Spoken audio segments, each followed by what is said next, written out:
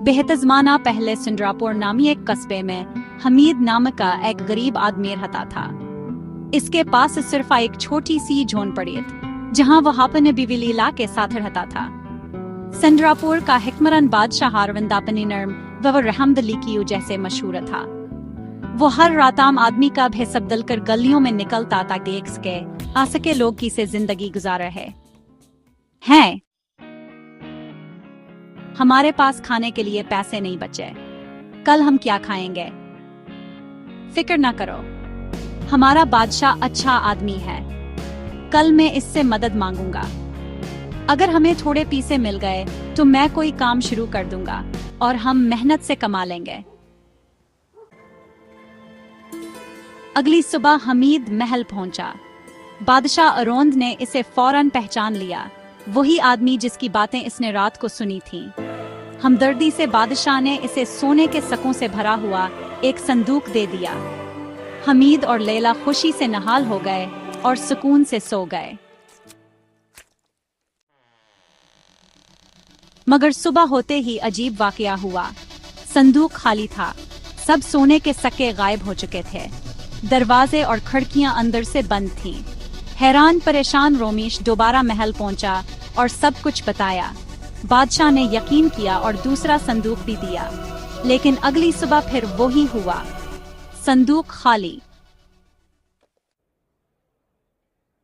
तीसरी बार बादशाह ने संदूक दिया, लेकिन इस बार इसने हमीद का पीछा करने का फैसला किया। रात को बादशाह एक दरख्त के पीछे छुप गया। अचानक एक स्याह साया झोंपड़ी में दाखिल हुआ और सुकून का संदूक उठाकर बाहर आया। बादशाह ने ललकार कर कहा, रुक जा। तो कौन है?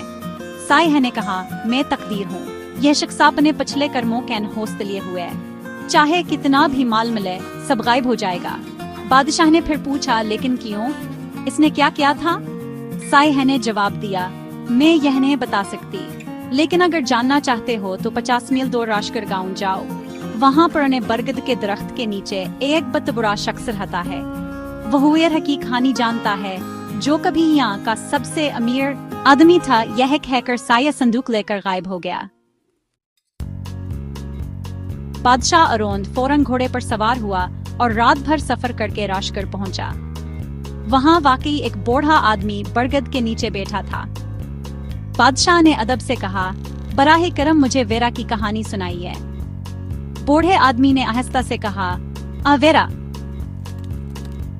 वह कभियास गांव का सबसे अमीर आदमी थामगर बेहद लालची था।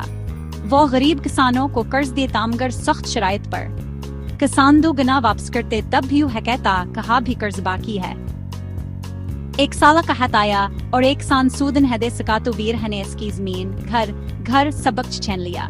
किसान टूटे दिल के साथ मर गया। कुछ ही सालों बाद वीरा खुद भी बीमार हुआ और अचानक मर गया। इसकी लालच ने इसे बद्दुआ दी। ठीक,